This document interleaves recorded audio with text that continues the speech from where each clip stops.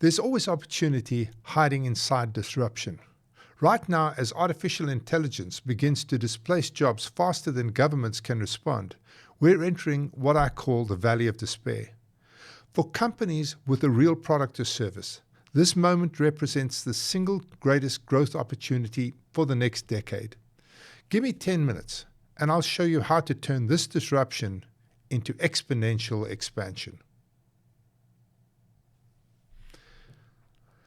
Let me start with an observation that I think many CEOs sense intuitively, but seldom say out loud. Artificial intelligence is not something that is coming for our job at some point in the future.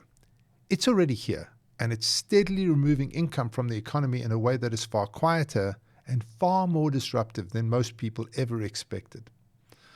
This is not an overnight collapse. It's not happening through dramatic announcements.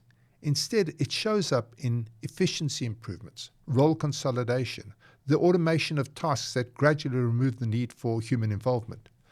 One role disappears, then another, then entire functions quietly become smaller than they were just a few years ago. Now, governments will respond to this, but history tells us they'll respond slowly. Policy always lags technology, and there's no reason to believe this time will be any different. That creates a gap, a period of uncertainty between job loss and whatever structural solution eventually arrives. During that gap, capable people are left trying to adapt inside systems that no longer fit the reality that they're living in. This matters for business because displaced people don't disappear. They change how they consume, how they trust, how they engage. Every major disruption reshapes distribution, and those shifts tend to reward the companies that understand them early. At the same time, many CEOs are feeling the pressure from other directions. Customer acquisition costs keep rising, paid media is saturated, trust in traditional advertising is declining, and AI is flooding the digital channels with content that looks and sounds the same. You can spend more, but you're often buying less, and certainly less loyalty, less long-term value. So the real question becomes this. In a world where attention is scarce and trust is fragile, how does a business grow? And the answer is increasingly not louder marketing. It's human distribution. Before we talk about any specific model, it's worth stepping back and looking what has quietly happened to entrepreneurship over the past 20 years. Technology has separated infrastructure from business ownership. You no longer need to own a factory, warehouse, billing systems, customer support teams, compliance departments, or even websites to run a real commercial operation. All of that now exists as platforms that you can rent rather than build. As a result, a huge part of the modern economy runs on what is essentially micro-businesses. These are individuals who do not manufacture products or run logistics, but who create value by doing something far more human. They communicate, educate, recommend, and build trust. The company provides the products, the fulfillment, the payment, the legal structures, and the technology. The entrepreneur provides the audience, the relationships, and the distribution. In today's world, this happens almost entirely online. People build followings through social platforms, video, email, and communities. They influence purchasing decisions, not through corporate advertising, but through credibility and proximity. In many cases, they outperform large marketing departments because people trust people far more than they trust brands. This is why we've seen the rise of creators, affiliates, coaches, and online sellers. They're not building companies in the traditional sense.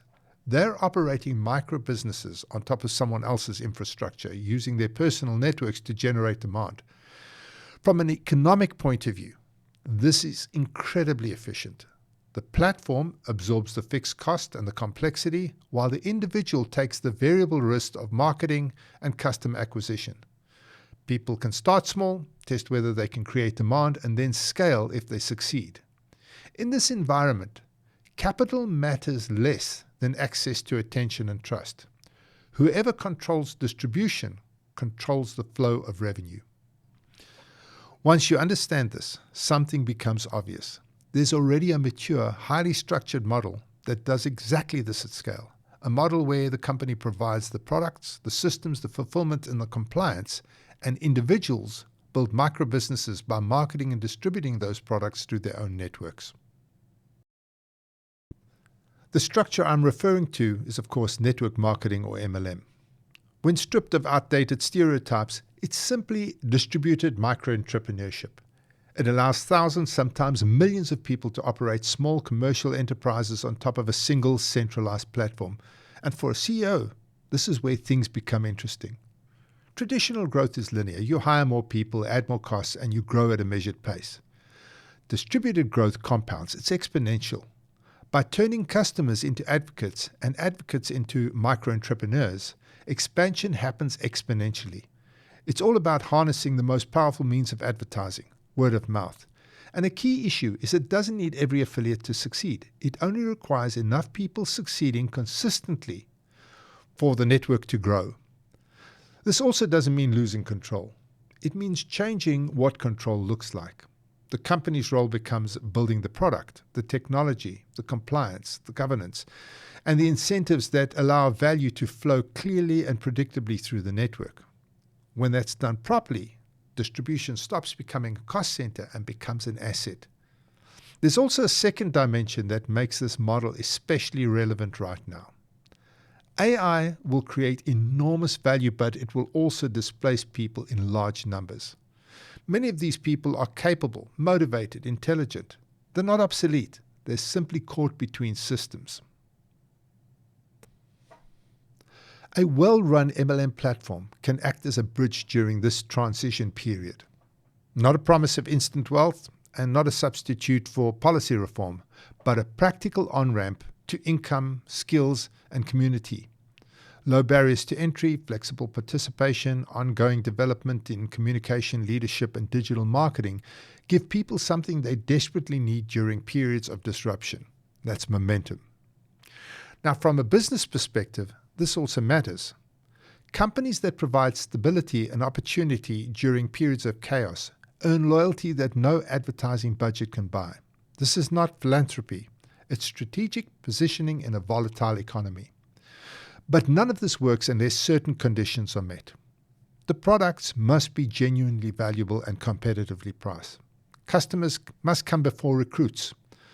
Compensation must reward real value creation, and systems must be modern, compliant, and scalable.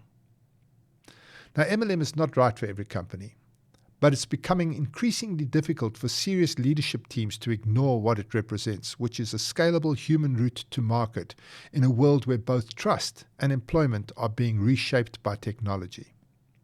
If this video has prompted you to think differently about how your business grows, the most sensible next step is a simple conversation. Not a pitch and not a commitment, just a pragmatic discussion about whether this model would make sense in your specific context and what doing it properly would actually look like. If you would like to explore that, you can book time with my team at netready.ai. Let me leave you with this. Sometimes understanding the opportunity before the market forces your hand is the most valuable strategic move you can make.